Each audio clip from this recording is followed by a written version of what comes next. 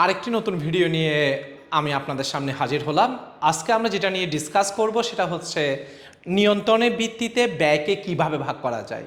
নিয়ন্ত্রণের ভিত্তিতে ব্যয়কে দুই ভাগে ভাগ করা যায়। একটাকে বলা হয় নিয়ন্ত্রণযোগ্য ব্যয়, কন্ট্রোলেবল এক্সপেন্স, যেটাকে বলা হয় পরিহারযোগ্য ব্যয়, আরটাকে বলা হয় অনিয়ন্ত্রণযোগ্য ব্যয় বা অপরিহারযোগ্য ব্যয়, যেটাকে বলা হয় আনকন্ট্রোলেবল এক্সপেন্স। তাহলে আমরা নিয়ন্ত্রণের ভিত্তিতে ব্যয়কে দুই ভাগে ভাগ করেছি।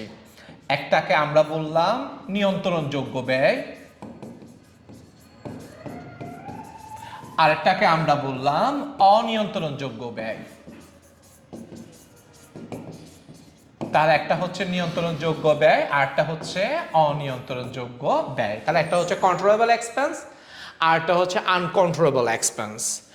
সো আমরা একটা একটা করে দেখি। প্রথমে হচ্ছে নিয়ন্ত্রণযোগ্য ব্যয়। নিয়ন্ত্রণযোগ্য ব্যয়টাকে, নিয়ন্ত্রণযোগ্য ব্যয় হচ্ছে যে ব্যয় বিভিন্ন কৌশল অ্যাপ্লাই করে নিয়ন্ত্রণ করা যাবে, মানে হ্রাস করা যাবে, সেটাকে আমরা বলবো নিয়ন্ত্রণযোগ্য।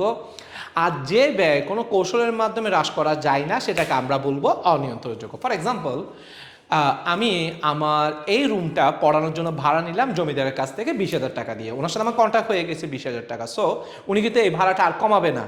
যেহেতু 20,000 টাকা আর কমাবে না, সো এটা আমি কৌশল অ্যাপ্লাই করে আমি কমাতে পারছি না, সো এটাকে বলা হবে অনিয়ন্ত্রণযোগ্য ব্যয়।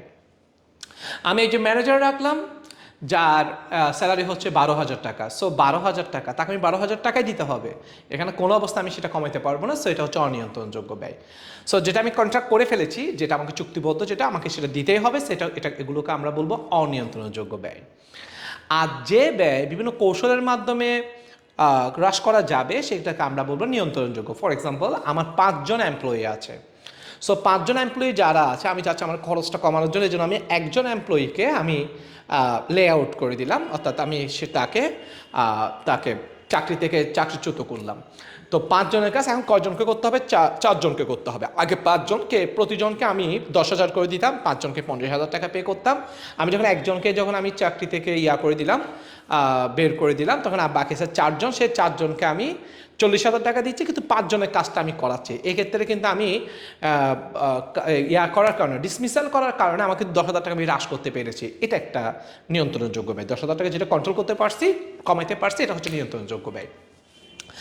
আরেকটা হচ্ছে এভাবেও হইতে পারে যে আমার যে 5 জন আছে, 5 জনগুলো থাকবে, আমি ওদেরকে ট্রেন করে ওদের প্রোডাকশন ক্যাপাসিটিটা বাড়িয়ে দিলাম।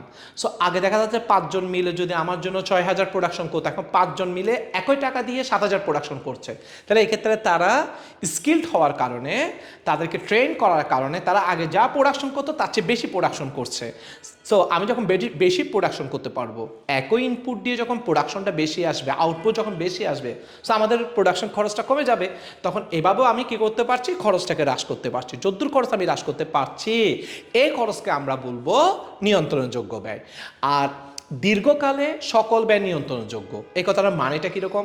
এই কথাটার মানে হচ্ছে যে যার কাছে আমি রুম নিলাম, যিনি জমিদার, তার কাছ থেকে আমি 2 বছর কন্ট্রাক্ট আমি রুম নিলাম, এই রুমের ভাড়া হচ্ছে 20,000 টাকা। ওকে, এখন আমি ওনাকে প্রস্তাব করলাম, দেখেন এই রুমের ভাড়া বেশি হয়ে যাচ্ছে, আমি আগামী মাস থেকে আপনাকে 18,000 টাকা দিব। আফটার 2 ইয়ার্স, 2 বছরের পরে, 2 বছর পর্যন্ত কিন্তু কোনো সিদ্ধান্ত নেওয়া যাবে না, 2 বছর পরে উনি যদি রাজি হয়, রাজি হইলো, কিন্তু উনি রাজি হয় নাই, তাহলে আমি কি করলাম? এই রুমটা ছেড়ে দিয়ে আমি আরেকটা রুমে গেলাম, পাশের বিল্ডিং আরেকটা রুমে গেলাম, যে রুমে হচ্ছে আমি 18,000 টাকাতে রুম পেলাম। তাহলে এখানে 20,000 টাকা ছিল, ওইখানে যাওয়ার কারণে আমি 18,000 টাকা রুম পেলাম। 2,000 টাকা হ্রাস করতে পারছি কীভাবে?